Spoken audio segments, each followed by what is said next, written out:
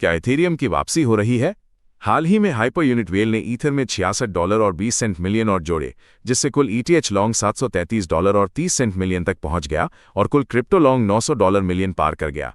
बाजार डेटा के अनुसार ETHEREUM की मार्केट डोमिनेंस 12.5% के प्रमुख स्तर पर स्थिर रही। MACD और वॉल्यूम संकेतकों में तेजी का रुझान दिखा, जिससे बाजार में विश्वास लौटता दिख रहा है।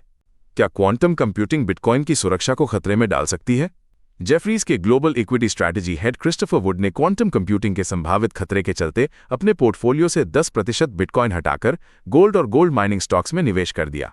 विशेषज्ञों का मानना है कि क्वांटम तकनीक बिटकॉइन के क्रिप्टोग्राफिक सुरक्षा को चुनौती दे सकती है, जिससे डिजिटल संपत्ति की दीर्घकालिक विश्वसनीयता पर सवाल उठते हैं। स्ट्राइव द्वारा सेमलर साइंटिफिक के अधिग्रहण के बाद बिटकॉइन ट्रेजरी कंपनियों के बीच पहली सार्वजनिक मर्जर ने बाजार में हलचल मचा दी है। इस डील के बाद स्ट्राइव की बिटकॉइन होल्डिंग्स 12,798 BTC तक पहुंच गई, जिससे उसने टेस्ला और ट्रंप मीडिया को पीछे छोड़ दिया। 2025 की चौथी तिमाही में जब बिटकॉइन की कीमत 30% से ज्यादा गिरी, तब भी प्रमुख कंपनियों ने 55,000 से अधिक BTC खरीदे, जिससे कॉर्पोरेट ट्रेजरी में मजबूती आई। अमेरिका में बिटकॉइन स्ट्रैटेजिक रिजर्व बनाने की प्रक्रिया में छिपे हुए कानूनी प्रावधान बड़ी बाधा बन रहे हैं। राष्ट्रपति ट्रंप के कार्यकारी आदेश के बावजूद विभिन्न सरकारी एजेंसियां जैसे DOJ और OLC अभी भी नियमों पर चर्चा कर रही हैं। फिलहाल सरकार केवल जब्त किए गए बिटकॉइन को रिजर्व में जोड़ सकती है, खुले बाजार से खरीद की अनुमति नहीं है, जिससे क्रिप्टो समुदाय में असंतोष है। राइट प्लेटफॉर्म्स ने 1080 BTC बेचकर $96 मिलियन की जमीन खरीदी, जिससे AI डेटा सेंटर विस्तार को नई दिशा मिली। कंपनी ने AMD के साथ साझेदारी कर 2026 तक 200 मेगावाट AI कंप्यूटिंग क्षमता देने का समझौता किया है। इस कदम से क्रिप्टो माइनिंग कंपनियां अब AI इंफ्रास्ट्रक्चर में तेजी से निवेश कर रही हैं, जिससे टेक्नोलॉजी और ब्लॉकचेन का मिलन और गहरा हो रहा है।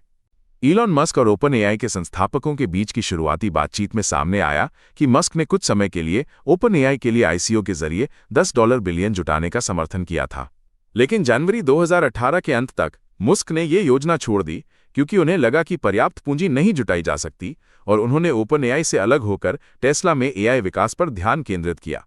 ये घटना शुरुआती क्रिप्टो मार्केट की फंडिंग सोच और तेजी से बदलती निवेश धाराओं को दर्शाती है। एक वॉलेट जिसे आर्खम ने टॉम ली के बिटमाइन से जोड़ा है, में हाल ही में लगभग $80 मिलियन की ईथर जमा हुई है।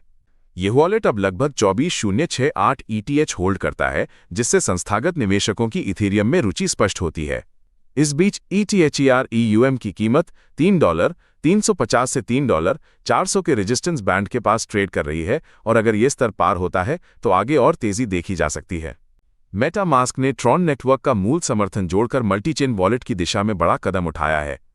अब यूजर्स सीधे मेटामास्क ऐप या एक्सटेंशन में TRC20 टोकन स्वैप कर सकते हैं और TRX स्टेकिंग कर सकते हैं, जिससे ट्रांजैक्शन फीस कम होती है और वॉलेट इंटरफेस से क्रॉस चेन ट्रांसफर भी संभव है। ट्रॉन नेटवर्क पर USDT ट्रांसफर व ग्लोबल डिजिटल डॉलर मूवमेंट के लिए मेटामास्क का ये इंटीग्रेशन खासा महत्वपूर्ण है, जिससे लगभग 3 मिलियन ट्रॉन वॉलेट्स रोजाना एक्टिव रहते हैं। डेडलॉक रैंसमवेयर ने पारंपरिक सुरक्षा को चकमा देने के लिए पॉलीगॉन स्मार्ट कॉन्ट्रैक्ट का इस्तेमाल किया है।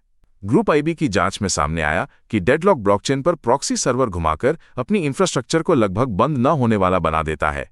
डेटा ऑन चेन स्टोर होने से कोई केंद्रीय सर्वर नहीं रहता, जिससे सुरक्षा एजेंसियों के लिए इसे बंद करना बेहद मुश्किल हो जाता है। कारफोर ने अपने 14,000 ग्लोबल स्टोर्स में बिटकॉइन से भुगतान करने पर 20% की सीधी छूट देने की घोषणा की है। ये कदम क्रिप्टो करेंसी को रोजमर्रा के रिटेल में मुख्य धारा बनाने की दिशा में बड़ा बदलाव है। ग्राहक बिटकॉइन से भुगतान कर तुरंत डिस्काउंट पा सकते हैं, जिससे डिजिटल करेंसी का उपयोग बढ़ेगा और अन्य रिटेलर्स पर भी दबाव बनेगा। सीनेट के नए बिल ड्राफ्ट में छुपा है वो बदलाव जो अमेरिकी क्रिप्टो इनोवेशन को रोक सकता है। कॉइनबेस के CEO ब्रायन आर्मस्ट्रॉन्ग ने आरोप लगाया कि बड़े बैंक ट्रंप की क्रिप्टो फ्रेंडली नीति को कमजोर करने के लिए लॉबिंग कर रहे हैं, जिससे स्टेबल कॉइन रिवॉर्ड्स और टोकनाइज्ड सिक्योरिटीज पर बैन लग सकता है। आर्मस्ट्रॉन्ग ने चेतावनी दी कि अगर ये बिल पास हुआ तो आम अमेरिकियों की कमाई के मौके और डिजिटल एसेट्स का भविष्य खतरे में पड़ सकता है। एक हैरान कर देने वाली घटना, मेमब्लॉक चेन जांचकर्ता जच XBT ने $2.82 करोड़ के बिटकॉइन और लिटिकॉइन चोरी का खुलासा किया, जिसमें फंड्स को मोनेरो के जरिए लॉन्डर किया गया। पीड़ित के हार्डवेयर वॉलेट को सोशल इंजीनियरिंग से हैक किया गया, जिससे 2.05 मिलियन लाइटकॉइन और 1459 बिटकॉइन चोरी हुए।